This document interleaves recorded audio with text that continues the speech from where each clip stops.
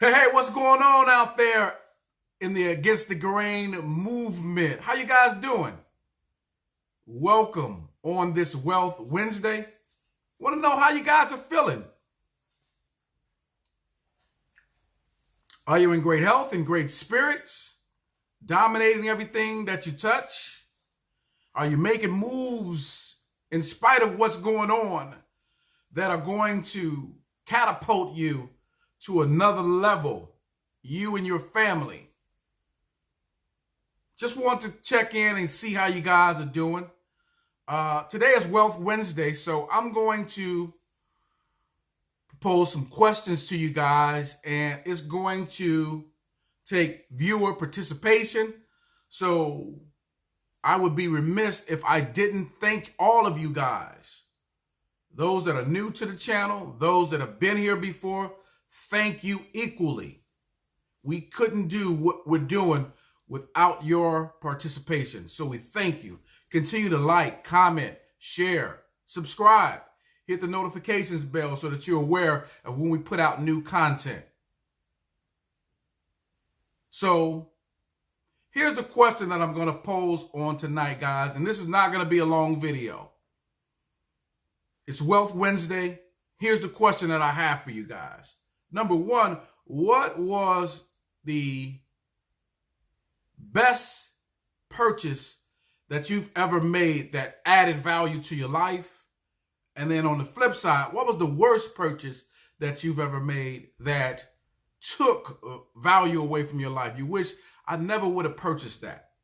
So I want to see the comments going crazy. I want this video to go viral. I want this video to do well. I want you guys in that comment section going crazy with the best purchase considered an asset that you've made that's added the most value to your life. And then I want to know the worst purchase that you've ever made that was a liability that just, and it was a waste of time. You shouldn't have bought it. That was the worst money ever spent. So I'm going to go first. And I have to say, up to this point, one of the best purchases that I've ever made are my real estate holdings. In particular, the home that I'm living in now.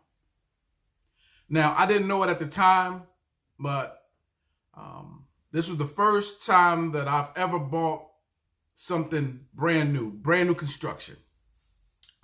And what typically happens is in a subdivision, they build in phases. And that was the case here. So there were already some homes here, but they had a bit to go when we actually came in and purchased here. So I would say we were in about phase 2 or phase 3. So the property values were continually going up as they were building homes and putting people in them, offering features and things of that nature. So long story short, when I bought into over here, phase 2, they had some construction left still to do. And by the time they were finished, the amount of equity that I had in this property, because with each phase, the prices continually went up. So by the time they were finished with construction, I had so much equity in this house. It was like, wow, just by, nothing that I've done, no genius, no math, but those are the things that come along with buying new construction. The prices continually go up. And if you buy in those beginning phases, the prices are going to automatically go up. If it's a good market, which it was, the prices are going to automatically go up with each phase that they complete, because they're not going to leave the prices the same. They're going to always go up, and they're going to charge for different features. When we bought this house, everything came with it. When they, at the end of it, none of the features that we got, none of the features that were actually included in this home were available, and the prices were higher. So we bought in at a lower price. We got all of the features like all appliances, all the blinds, all of those things that you would have to come out of the pocket and pay for, they were included in the beginning phases of this particular project. And by the end, all of those, everything was, you couldn't get those things anymore. You couldn't even get appliances anymore. So it turned out to be one of the best purchases that I ever made in my life because of the equity. So now I can step out and say, hey, I want to put this house up for sale. And the amount of money that I'm going to make by selling this piece of property right now is, man, one of the best investments that I ever made. So real estate for me has been a great investment. And if you are not now currently in real estate, I would suggest that again as one of the vehicles that you go into, because it's a win-win, guys. Real estate very rarely depreciates. It all goes up in value almost all the time. Now, I wouldn't be a fool and sell it in today's market, but as this pandemic reaches the end or passes by, you know, if I chose to do so, man, I'm going to make a nice bag off selling this house and going on and moving to the next one and just doing that all over again. So that's my game from now on. I want to buy something either new under construction, or I want to buy something, or I want to go with the regular real estate model of buying low and selling high. So that was the best investment I ever made. Here's the worst. Any car that I ever bought was absolutely the worst investment that I ever made, because it does the opposite of what real estate does.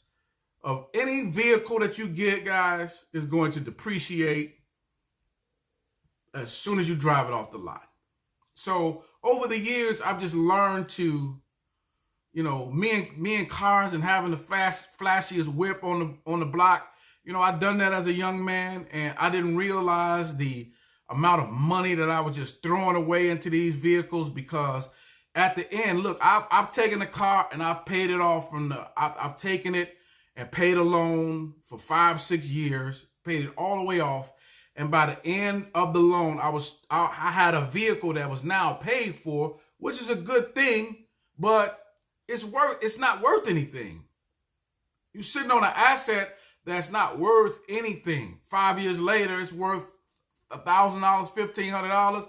That's hustling in reverse. And I know we all love to drive nice things, and there are ways to do that at the same time and not make it such a liability on yourself. For instance, when you have an LLC, when you start to open up your business, you can lease those vehicles. And the payments that you're making on those vehicles, you could write those off as a business expense, use that vehicle as a company vehicle, and do it that way. So you're driving something absolutely nice, and you're writing off the car payments, you're writing off the gas, you're writing all of these things off, and you're actually using it as an asset rather than a liability. And then at the end of 2 years, you can go ahead and get rid of that vehicle and transition into another one. Buying a vehicle, man, for me, it's always one of the worst investments that I've ever made. So guys, I want y'all going crazy in those comments. What was your best investment?